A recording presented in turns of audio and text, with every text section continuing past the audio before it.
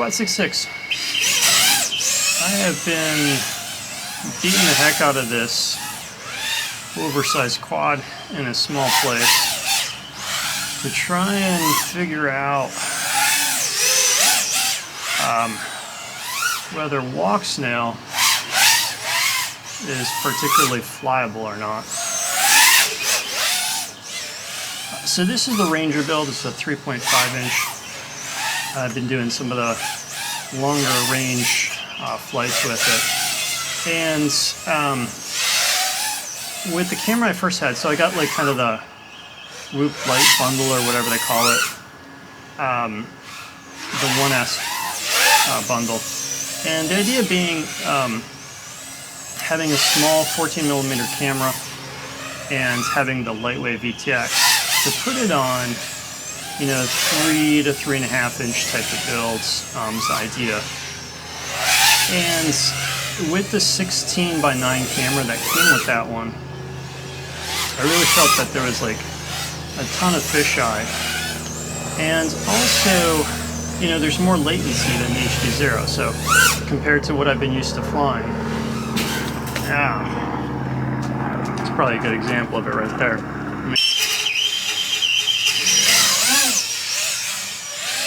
Alright, that sounds like garbage now.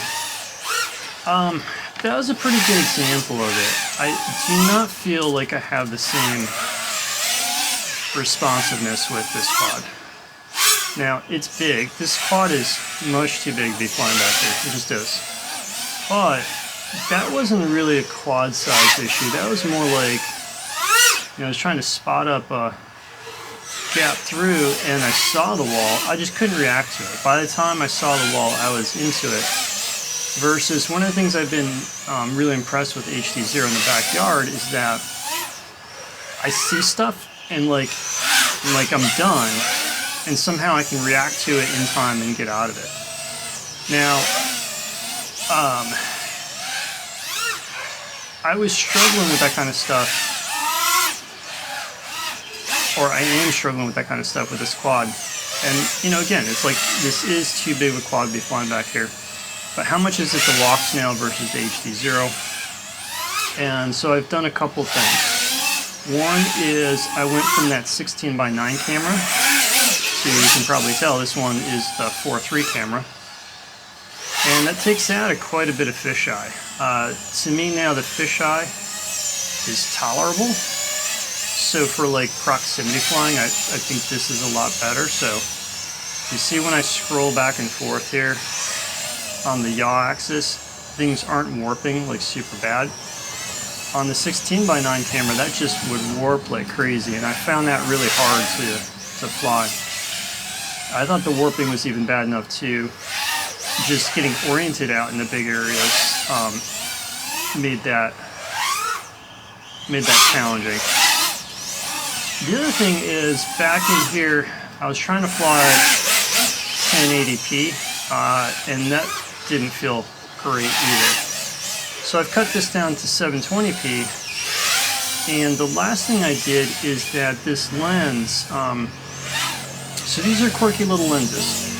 This lens is an M8 thread, but it's different than the usual pitch. So you can't just throw like the regular lenses on here. And this lens is actually the replacement lens from the HDZero Lux camera. And Lux and their revised Nano camera. Because the pitch is slightly smaller, and can you hear that? I'm like something's hitting on the quad, but anyways, the lower, or these cameras have a quirky little pitch on it, which is pretty aggravating, because it really limits your choice of lenses in terms of taking out that fisheye. But this Lux camera from HDZero, I do feel like it has slightly less fisheye, and so I find this setup in terms of the camera optics more flyable. And I feel like I'm taking out most of the issues except for the latency. And with the latency, that is a struggle.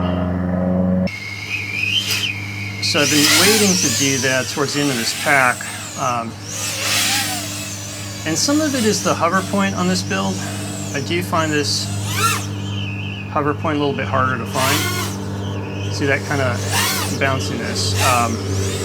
With a good hover point, you should be able to just come down and lock it in instead of bouncing like that. So some of it's the hover point, some of it's the size of the quad. But I do think that latency, I just feel like if I don't get it spot on, I can't correct. And so I find this to be what. So I find more often than not that's the result I end up with when I'm trying to get in and fly the really tight proximity stuff, is that I don't feel like I have the ability to react and correct, and I feel like I end up with, if I don't have the ideal line coming in, then more often than not I end up putting it into the obstacle rather than being able to work around it. So if you are familiar with the channel, or you just go back and look at some other videos, this is like, to me, sort of the ultimate test of how the quad is flying in terms of precision of its control. And you know, with a quad that I feel comfortable with, I can just get through there, and I just can't with this quad. Now, I think to be like 100% scientific on that, you know, obviously I need to I should go ahead and throw this system onto my 3-inch, or I should throw HDZero back on this quad and, you know, go ahead and fly that same route. But I think the result would be the same. I think it would be a little better on the 3-inch just because having a smaller quad to deal with. But I'm not sold on this as far as proximity flying. Alright, I'm going to drop this down, bring it onto the bench, and let's talk a little bit more about Walksnail and what I really think about it. Okay, so now that I'm not overly preoccupied with flying, I can talk a little bit about the system and go through some of the details to make some of the points I'd like to make a little bit clearer. So this is the quad that I was flying, or struggling to fly. So this is the Ranger. It's a 3.5-inch build. And for sake of comparison, you can see the size of the footprint difference versus my 3-inch. So this is my kind of really dialed in build with on the left. So with the HDZero, the Nano 90 camera, a 3-inch build, and I've got the Walksnail on my 3.5-inch build. And clearly, they are two different quads. And so that you kind of have to take into context when you're seeing me struggle, but I feel like I'm struggling more than just what the size and the weight of this quad should be. And I think that is coming from the video system to some degree. Now, to be 100% scientific, what I'd really have to do is either throw Walksnail onto my usual 3-inch where I can really get around the backyard no problem, or put my HDZero back onto, or put an HDZero system back onto the 3.5-inch quad and refly it. That's a bit of work, and I don't feel like doing that right now. I may at some point in time, or I may not, because I just don't think, for me, the Walksnail system is the right proximity system. Reasons for that. So a couple things. One is, to get this quad to fly better for proximity, I've gone from the 16:9 camera, the sensor inside from 16:9, which comes with this, like this 1X or 1S. Can you see it? They're like kind of Whoop version of their system, so the Walksnail system. So the camera that comes with it has a 16:9 sensor inside, and I just found the amount of fisheye and distortion from that setup to be just way too much. And to try and cut down the distortion, it helped a lot going down to the camera with the 4.3 sensor. So they have their other system with the VTX with like the heatsink and stuff on it that comes with this other camera, and it's a 4.3 sensor.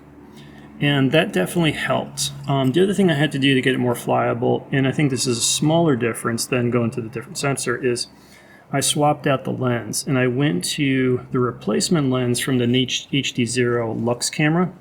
So the lens that fits on both the Lux camera and their like Nano V3 camera is the one I have on here, and it helps just a little bit more because it's got a tiny bit slightly different field of view. It's just a slightly narrower field of view, and that helps take out some of that fisheye, and there's much less distortion overall. And so now in the 4.3 format, I find the picture, in terms of that picture accuracy without the distortion, pretty darn good. Not perfect, but it's good enough to where I'm pretty happy with it for proximity flying. But even though I've dialed that in, I still don't feel like I can fly this quad as well as I should be able to, and I think that's down to the latency. So for me, Walksnail is just not a proximity system for me. So if you are flying Walksnail for proximity, go for it. Like, enjoy it. Ignore this video, ignore what I'm saying, because if you enjoy it, just go do it. Just, you know, I'm not trying to like bash on things that people like. I'm just saying for me and my quirks and how I like to fly. And the reasons for that is mainly, I think, the latency.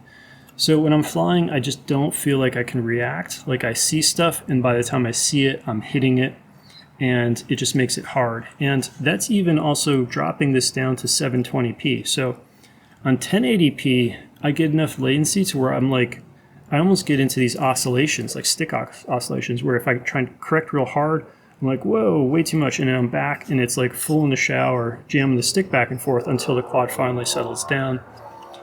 720p brings that down to where it's pretty good, and I don't have that sensation, but it's not good enough to where I have the same comfort level of the HDZero, especially with the Nano 90 running 90 frames per second.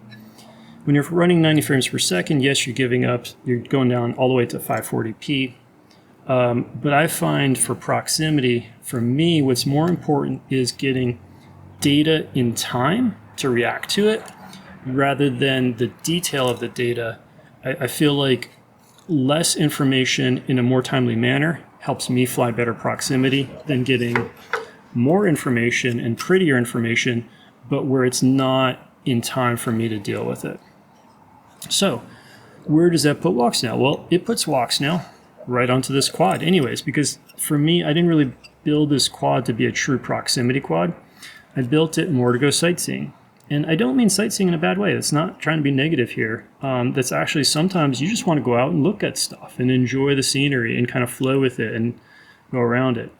And that's where I think, to me, Walksnail gets the most frustrating, because this is so close to being an amazing sightseeing system, and all it would take is, with that 16:9 sensor, a different lens with less distortion, and I would be 100% sold with Walksnail as a sightseeing system for these lightweight kind of builds. Now, they're bigger, heavier cameras where you can swap the lenses and dial in your field of view and all the rest of it.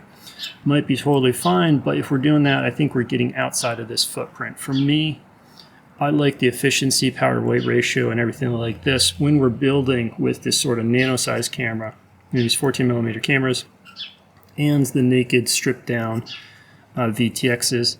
And if we pushed this quad out to a 92mm camera, we would need more prop clearance, and that would stretch the footprint, and maybe it's worth doing. I might explore that, but for right now, no. But so this is I think kind of a theme with Walksnail. It's like so close yet so far. So with this system, when you go down to the 14:3 camera, you lost that 16:9. And so if you're going out sightseeing, that 16:9, that more cinematic kind of perspective is fantastic. And I really love that, but it's so much fisheye that when I'm flying, I kind of almost feel nauseous from it. And so dropping down to this 4.3 camera, and with this lens swapped out, I think that helped a lot, but you lose that 16:9. So it's like so close. And why can't you just get a lens to fix that 16:9 camera? Well, the problem is these small 14mm cameras, they take an M8 size. The screw size is M8, but it's not your normal M8. So this camera, the Nano 90, has a normal M8. The pitch is different. So if I try and put this lens onto, so if I try and put that HDZero lens from the Nano 90 camera onto the Walksnail camera on these little nanos, it's a different pitch. You can't screw it in far enough and you can't get it to focus. And I tried a bunch of different lenses. I got Cadex lenses, I got RunCam lenses, and any of the standard size lenses, the pitch is different, doesn't screw in. The only lenses that work in these Nano cameras, so that's including the HDZero Lux, the HDZero Nano V3, and these Walksnail, both the 16x9 and 14x3 nano size cameras. The only lenses that work are the HDZero Lux lens and the Cadex, whatever they're calling this lens. It's the same lens that they put on the Ant camera. They put it on their, these nano. And that's so frustrating because you'd have so many more options if the pitch of the frickin' threads was just different. You'd have super frustrating that they couldn't have just gone with a standard pitch on that. And I feel like that's kind of a theme with Walksnail, where instead of getting their products right, they push out a lot of stuff. And what's really interesting is if you compare sort of the message boards, or I shouldn't say message boards, makes me sound old, right? Even saying Facebook, but there's Facebooks and Discords. If you compare Walksnail to HDZero, even the people that own Walksnail seem to generally be frustrated with it. It seems to be half the posts are people just ranting, why doesn't Walksnail just do this, or just refine this, or just get this to work? And it's kind of interesting because the people who buy HDZero, yeah, there's the hater. There's the people who are going to troll or hater to say, HDZero is nothing but analog plus, because of the picture quality. But I think the people who buy HDZero just know, I know what I'm getting, but the things that it does well, it does so well that it's the best at it. The things that it does well with the latency, things like that, you just can't do it better. So I'm getting that product, and I love it because it does the things that it does well incredibly well.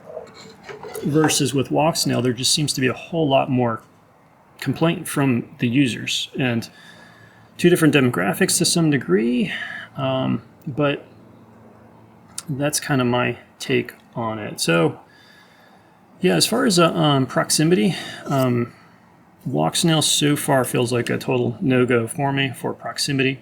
For sightseeing, I think to be truly happy with it, I think I need to bump up to a 19mm camera so I can dial in my lens, dial in how much field of view and fisheye I have. The range has been good on it.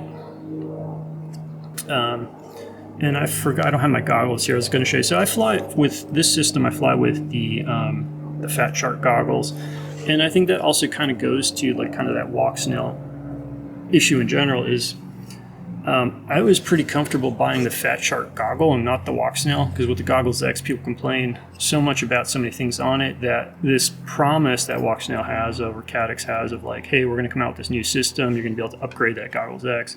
It's where is it? And it's probably never going to see the light of day, because you're promising too much, right? This revolutionary system that's going to blow everything out of the water, it probably just doesn't exist. It's probably just not doable. I think we kind of see that where HDZero understands, hey, this is the limit of the information that we can get out in a timely manner, and we have to scale that amount of information back. And when you try and skirt the issues, you end up with some quirks in here that just don't, it just doesn't work out the way you'd expect it to. So, all right, that's what I have at this point in time. So,